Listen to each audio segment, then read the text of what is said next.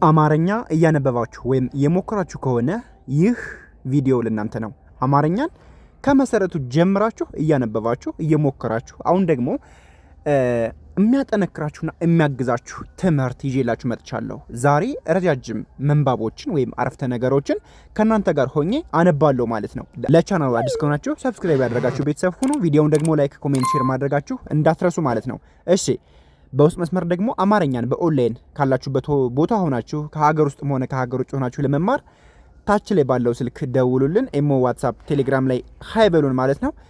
በሳምንት 5 ቀን ከሰኞ እስከ ዓርብ እናንተ በፈለጋችሁት ሰዓት ስራችሁን በማይነካ መልኩ መማር ትችላላችሁ። አሁን ቀጥታ ወደ ንባብ ልምምዱ። እሺ እዚህ ላይ አንተ፣ ሁሉን፣ አንተ ሁሉን፣ አካታች፣ አንተ ሁሉን አካታች፣ የሆነ፣ ንጹህ፣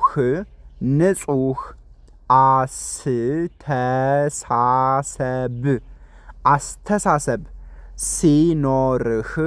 ሲኖርህ፣ አንተ ሁሉን አካታች የሆነ ንጹህ አስተሳሰብ ሲኖርህ፣ ትልልቅ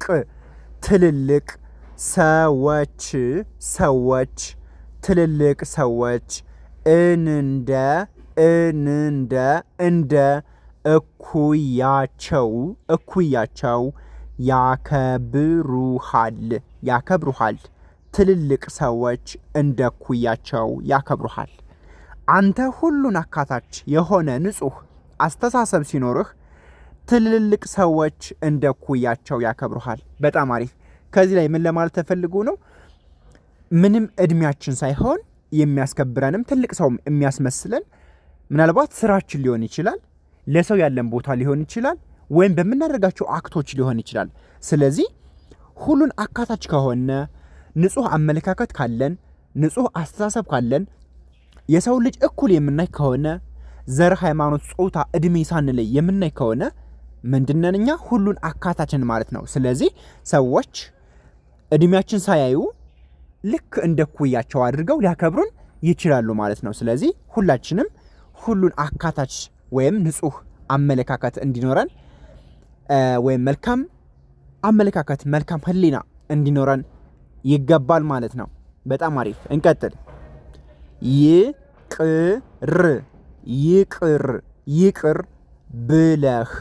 ይቅር ብለህ ማለፍ፣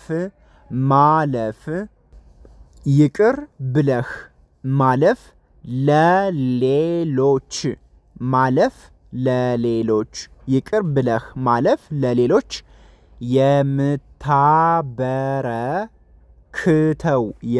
የምታበረክተው ስጦታ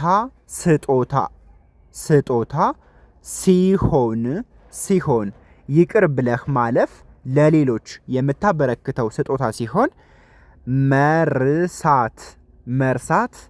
መርሳት ደግሞ ለራስህ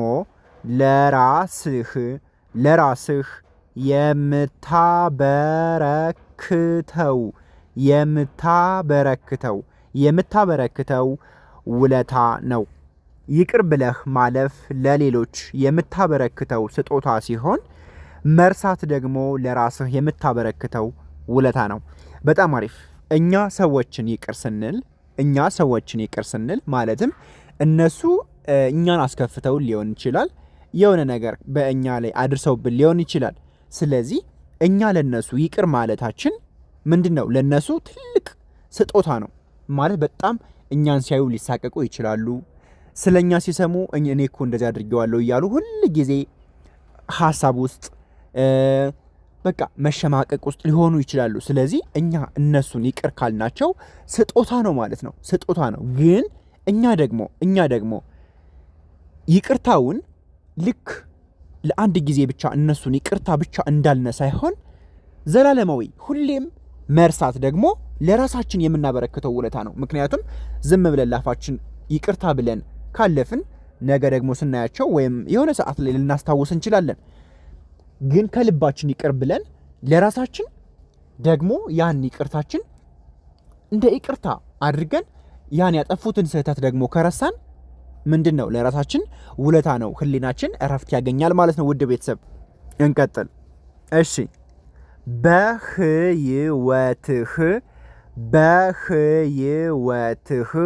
በህይወትህ ስኬታማ መሆን ከፈለክ በህይወትህ ስኬታማ መሆን ከፈለክ አንደኛ በጠዋት ተነሳ። ሁለተኛ ጸሎት አድርግ። ጸሎት አድርግ ማለት ያው ለሙስሊሞች ዱዓ ማድረግ ማለት ነው። ጸሎት አድርግ ወይም ዱዓ አድርግ። ሶስተኛ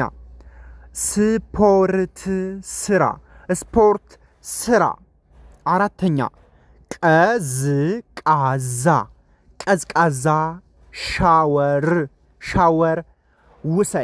ቀዝቃዛ ሻወር ውሰድ። አምስተኛ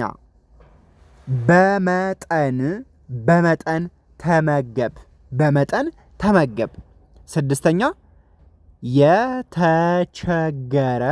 የተቸገረ እርዳ። ሰባተኛ ከሱስ ራቅ። በጣም አሪፍ። በህይወታችን ስኬታማ መሆን ከፈለግን ወይም የዕለት ከዕለት ኑሯችን ማሻሻል ከፈለግነ አንደኛ በጠዋት መነሳት ነው። በጠዋት መነሳት ትርፍ እንጂ ምናልባት ኪሳራ ላይኖረው ይችላል። በጠዋት ተነስተን ወደ ስራችን ከገባን ቢያንስ በትንሹ ለውጥ እናመጣለን። ሁለተኛ ጸሎት ማድረግ ነው ወይም ዱዓ ማድረግ እንደየእምነታችን ማለት ነው። ከፈጣሪ ጋር ያለን ሪሌሽን ወይም ግንኙነት ማጠናከር ማለት ነው። ሶስተኛ ስፖርት መስራት ለሰውነታችንም ለህሊናችንም እርካታ አለው። አእምሯችን ጥሩ ሐሳብ እንዲኖረው ጥሩ አመለካከት እንዲኖረው ይረዳል። ሰውነታችንም ቢያንስ ጥሩ የሆነ አቋም እንዲይዝ ጥሩ የሆነ የሰውነት አቋም እንዲኖረን ያደርጋል ማለት ነው። አራተኛ ቀዝቃዛ ሻወር ውሰድ። ቢያንስ ኮምፔር አድርጉት። ሙቅ ሻወር ከመውሰድና ቀዝቃዛ ሻወር ከመውሰድ የትኛው ነው ለእኛ የሆነ የአእምሮ እርካታ የሚሰጠን? ቸክ አድርጉት። ስለዚህ ቀዝቃዛ ሻወር መውሰድ አንድ እርምጃ ከፍ ሊያደርግልን ይችላል። አምስተኛ በመጠን ተመገብ። በጣም ትክክለኛ አባባል ነው። በመጠን በላይ ከተመገብን ያለ አግባብ ውፍረት ሊመጣ ይችላል። በሽታዎች ሊመጡብን ይችላሉ፣ ብዙ ነገር። ስለዚህ በመጠን ከተመገብን ህይወታችን ሊስተካከል ይችላል። ስድስተኛ የተቸገረ እርዳ። በጣም አሪፍ። ስንት የተቸገሩ ወገኖች አሉ። እነሱን ደግሞ ስንረዳ በአለን ልክ ማለት ነው። በአለን ልክ ሰው ባለው ልክ ነው። ሀብታም ድሃም ሁሉም መርዳት አለበት። ባለው ልክ ይረዳል። ሰባተኛ ከሱስ ራቅ። ከሱስ መራቅ ደግሞ ቢያንስ ከቤተሰብ ከሀገር ከምንወዳቸው ሰዎች እንዳንርቅ ያደርገናል። ፍቅር ይጨምራል። ግን ሱስ ውስጥ ከሆነ ግን ያኔ ሱሱ ሲቋረጥ እኛ ከነዛ ከምንወዳቸው ሰዎች ልንጣላ ልንርቅ እንችላለን ማለት ነው። ስለዚህ ስኬታማ ህይወት መኖር ከፈለግን እነዚህ ሰባቶችን ከተከበርን በህይወታችን አንድ ደረጃ ከፍ ማለት እንችላለን። ውድ ቤተሰብ እንቀጥል። ከዚህ ላይ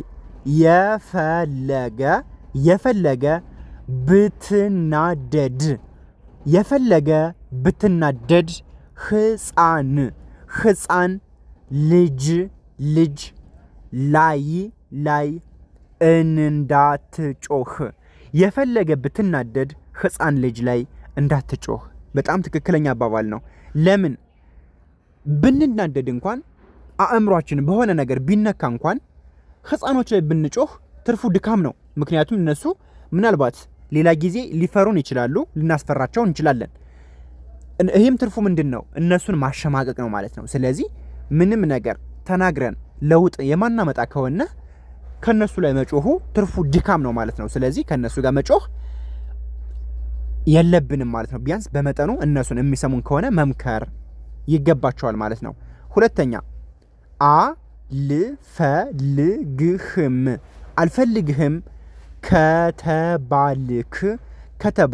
አልፈልግህም ከተባልክ ችክ አትበል። አልፈልግህም ከተባልክ ችክ አትበል። ማለትም የማይወዱን ሰዎች በመውደድ ጊዜያችን ማሳለፍ የለብንም። የማይፈልጉን ሰዎች ደግሞ የፈለግነ ሰዓታችን መጨረስ የለብንም። ወደሚፈልጉን ሰዎች ወይም ወደ የሚፈልጉንና ወደምንፈልጋቸው ሰዎች መሄድ አለብን። ሶስተኛ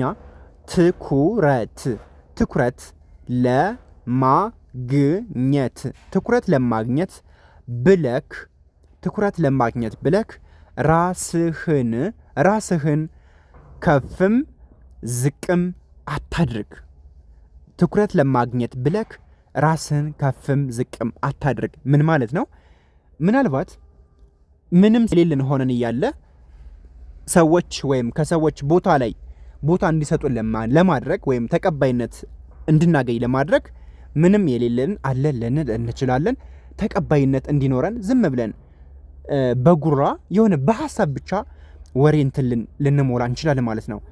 ሶስተኛ ዝቅም አታድርግ። ራሳችን ደግሞ ከፍ የሆነ የተሻለ ቦታ ላይ ሆነን ዝቅ ካደረግነ ሰዎቹ ምንድነው ሊንቁን ይችላሉ ማለት ነው። ስለዚህ መገኘት ባለብን ቦታ መገኘት አለብን ማለት ነው። እንቀጥል። ከዚህ ላይ ችግር ባጋጠመህ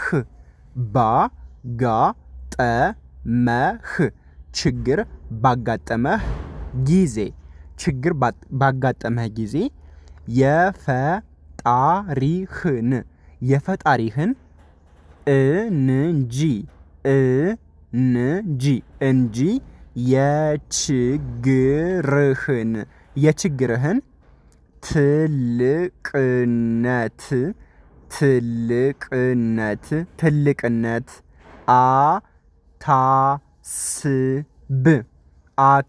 ትልቅነት አታስብ።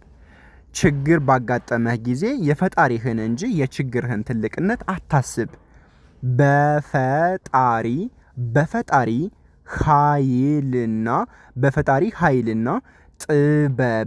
በፈጣሪ ኃይልና ጥበብ የማይፈታ ችግር የለም። በጣም አሪፍ። ችግር ባጋጠመህ ጊዜ የፈጣሪህን እንጂ የችግርህን ትልቅነት አታስብ። በፈጣሪ ኃይልና ጥበብ የማይፈታ ችግር የለም። በጣም አሪፍ። ከዚህ ጋር ምንም ማብራሪያ አያስፈልገውም። ፈጣሪን ትልቅ አድርገን ከሳልን ችግራችን በፈጣሪ እንደሚፈታ ካወቅን ችግራችን ለፈጣሪ ይመጣል እንጂ የችግሩን ትልቅነት እያሰብን ህሌጃችን፣ አእምሯችን፣ እኛነታችን ማጨናነቅ የለብንም። ሁሉንም ነገር ከፈጣሪ ከሰጠን ወይም ለፈጣሪ ከሰጠነው እሱ የማይፈታው የለም ማለት ነው። እንቀጥል።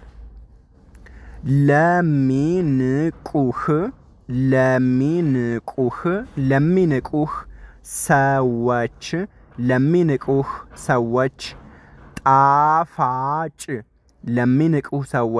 ጣፋጭ በቀል።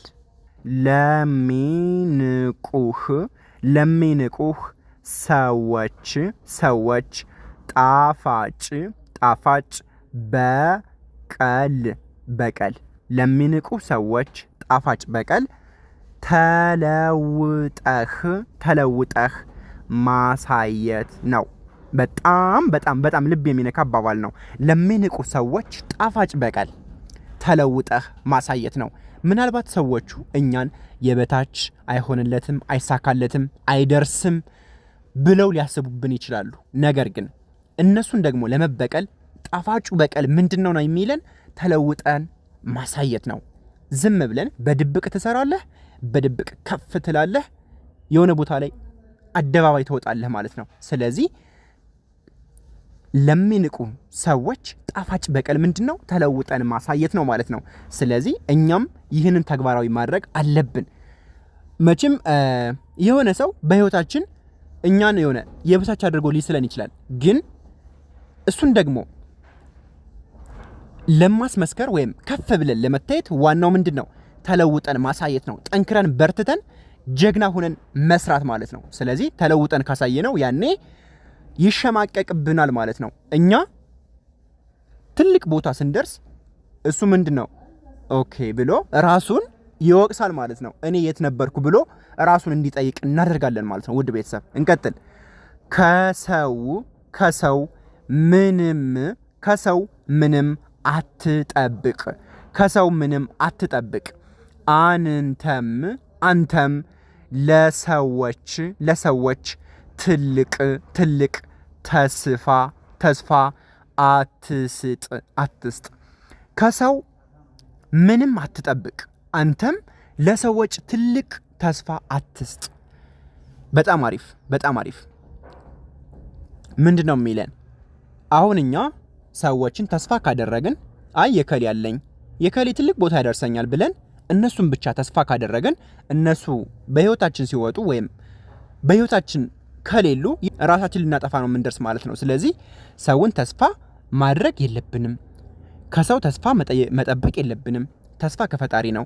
ስለዚህ እኛም ለሰዎች ደግሞ ተስፋ መሆን የለብንም። የሆነ ሰዓት ላይ ደግሞ እኛን ሰዎች ተስፋ አድርገውብን እኛ ሐሳባችን ብንቀይር እኛ ደግሞ ያንን እነሱን ተስፋ የጠበቁብንን ማድረግ እንኳን ባንችል እነሱ ምን ይሰማቸዋል? እሰቡት እንግዲህ። ስለዚህ ከሰው ምንም አንጠብቅ፣ እኛም ለሰዎች ትልቅ ተስፋ አንስጥ ነው የሚለን። ጊዜው ሲደርስ እና ስትችል ብቻ አድርግላቸው። በጣም አሪፍ። ይሄን አድርግልሃለሁ፣ እንደዚህ ሆንልሃለሁ እያልነ ዝም ብለን ተስፋ ከመስጠት ይልቅ ያኔ ጊዜው ሲደርስ አድርገንላቸው በተግባር ማሳመን እንችላለን ማለት ነው። ውድ ቤተሰብ በጣም አሪፍ። እሺ እንዳይበዛባችሁ ዛሬ እነዚህን አጫጭር መንባቦችን ከእናንተ ከጀማሪዎች ጋር ስናነብ ቆይተናል ማለት ነው። መማር ለሚፈልጉ ልጆች ደግሞ ሼር አድርጉላቸው። እናንተም በውስጥ መስመር ደግሞ አማርኛን ከመሰረቱ መማር ከፈለጋችሁ ታች ላይ ባለው ስልክ አናግሩን። በሳምንት 5 ቀን ከሰኞ እስከ ዓርብ እናንተ በፈለጋችሁት ሰዓት እና በመረጣችሁት ሰዓት ስራችሁን በማይነካ መልኩ እረፍት በምትሆኑበት ሰዓት ሊሆን ይችላል። እናንተ በፈለጋችሁት ሰዓት መማር ትችላላችሁ። ምንም እድሜ አይገድበውም። በየትኛውም የዓለማችን ክፍሎች በየትኛውም የዕድሜ ክልል ሆናችሁ መማር ትችላላችሁ። ደውሉልን። አማርኛን ከመሰረቱ ተማሩ። ለዛሬ የነበረን ቆይታ ይህን ይመስላል። በቀጣይ አሪፍ ትምህርት ይዘን እንመጣለን። ሰብስክራይብ ያላደረጋችሁ ሰብስክራይብ ያደረጋችሁ ቤተሰብ ሁኑ። ለዛሬ የነበረን ቆይታ ይህን ይመስላል። ባይ